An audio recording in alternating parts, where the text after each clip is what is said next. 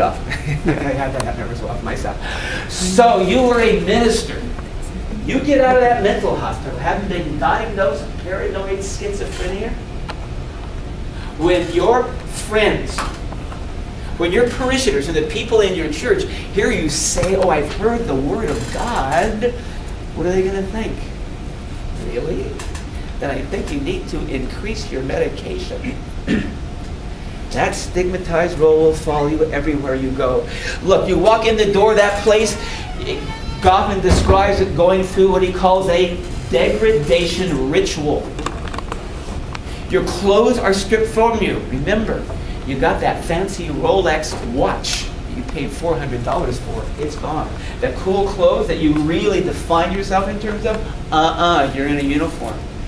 Now you are showered while other people watch. You are disinfected, and your body cavities are probed. They take a look at every little part of you, making sure that you cannot sneak in drugs or something you could harm yourself or somebody else with. But Goffman said that is an act of degradation. Do you like being watched? Do you like people sticking things up your anus to check and see if you're sneaking things in? Every bit of you is being watched 24 hours a day. Is there a front stage? A backstage. A backstage is incredibly important, where you can get away from these demanding roles, where you can kick back a little bit. You're being watched 24 hours a day. Everything about that, roles, costumes, props, everything stripped from you. That's why Goffman calls it a total institution. It controls all of you, totally. And get also the implication of a totalitarian institution. It's a dictatorship. It's controlling you. Everything about you is being controlled. Now, Goffman then says this total institution is not just in science, not just the mental hospital. Can you think of any other place that looks remarkably similar in structure, but not necessarily purpose, to a mental hospital? Prison. Yeah, exactly. Prison. Goffman describes a prison as yet another example of a total institution. Involuntary entrance. You're forced to go there. Degradation rituals stripped through. Uniform wear. Constantly being observed. No backstage. You get away from stuff. Highly stigmatized role attached to you. Now, and what is the purpose? The real purpose, not what people claim. What is the real purpose of a prison? To do what? Nah. To keep the criminals away from you. Yeah, that's a little more important, but more importantly even than that, to punish. We want to make you suffer. You did a bad thing. You're going to suffer. And how do we make you suffer? Taking all this stuff away. Stigmatized role, no front stage, no backstage, all this stuff. But Goffman suggests, think about this. If the structure of an institution that is designed to punish is exactly the same as the structure of an institution that is designed to cure, help, or rehabilitate, isn't that a little scary? Shouldn't we be at least a little concerned about the impact of the institution itself? Goffman's not talking about the therapy.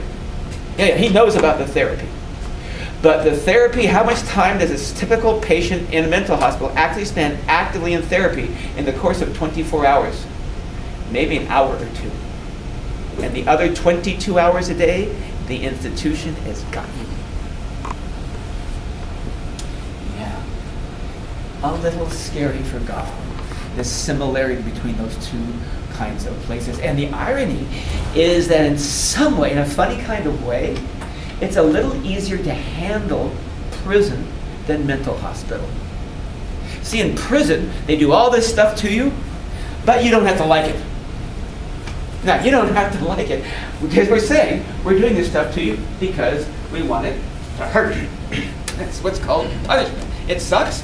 Good. That's why we're doing it. But how about a mental institution? Can you tell the people in the mental institution this sucks.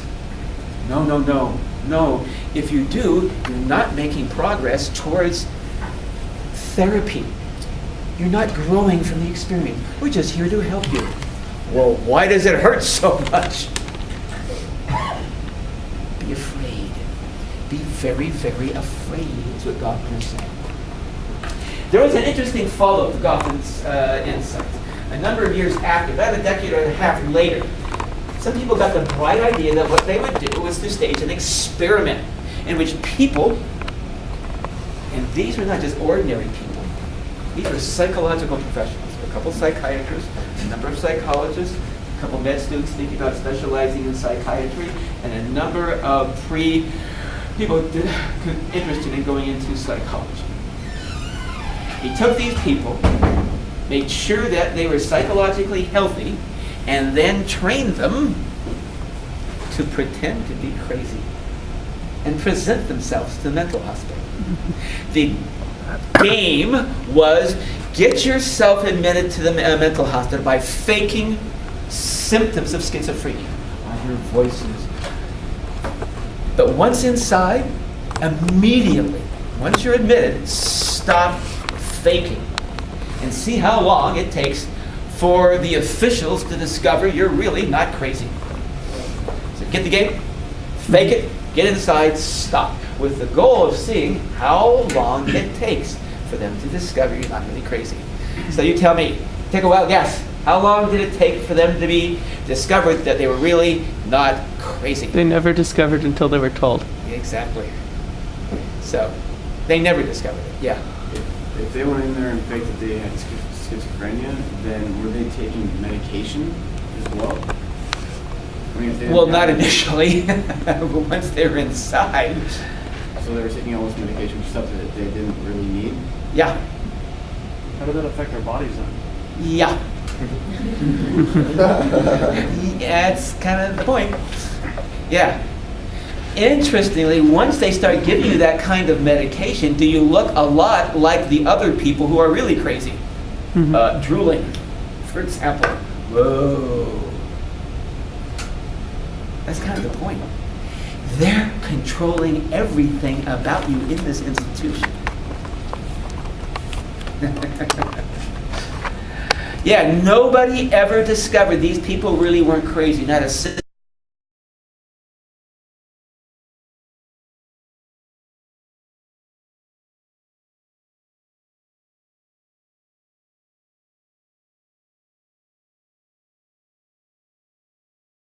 one group of people who did discover that they were faking it. Who were they? The crazy people. They got it. You're not really crazy, are you? Are you here from the government? Are you checking up on them? That's exactly. The crazy people got it, but the sane people didn't. How come? Because of the power of the Stigma? stigma. Exactly. The power of the label. Even the psychiatric profession goes no farther than that label itself. Interesting piece of research. Okay. Any questions about this? Okay, so that's, you hadn't heard that lecture before? No? Oh, okay. I thought Michael knew it. I thought, oh, maybe Michael. I've heard the experiment from a while ago. Yeah, okay. If you're interested in the experiment, it was called Being Sane in Insane Places by Rosenhan. Rosenhan. Rosenhan. On being sane in insane places. Oh, there's a lot more depth to it. There's a lot more disturbing findings. If you're interested, take a look at that article, because it is very, very impressive. Yeah, you had a hand up? Yeah, I just wanted to know who conducted the experiment. Okay, good, good. Rosenhan. All right, any other questions about this? All right, could I get the lights a little bit? Because I want to do a little bit more on the board here, and then we'll turn them off again. At least I want to, there we go. All right, transition to new topic. We're going to start working our way back up to the macro stuff. So let's talk about small groups. But before I do that, let's talk about leadership as an introduction. What makes somebody a leader? We are in the most powerful country on earth today. Well, frankly, because of that, the most powerful country in history. You may love our current president, you may hate him. Leave that aside for the time being and tell me what you would like to see in a person who leads a country with this kind of power. What would be your ideal leader? What characteristics of leadership? Let's just start a list. Yeah. Basically following through on their promises that they make. Okay. They're consistent. Promises kept. Okay, what else? What are the characteristics? Yeah. Honesty. Honest. Honesty. What else? What are the things you look for? Try and look out for the little man. Oh, look out for the little guy. Okay. Yeah. Strength. Strong. Strong. Dynamic. This is all these things. Self-confidence. Caring. Okay, good. Caring. Empathetic. Okay, good. This is, you're on a roll. It's hard for 8 o'clock in the morning. Yeah. Maturity. Mature. Anything else? Yeah. Wise. Yeah. Able to handle, Smart. able to handle a ton of pressure very Insightful. consistently. Sorry?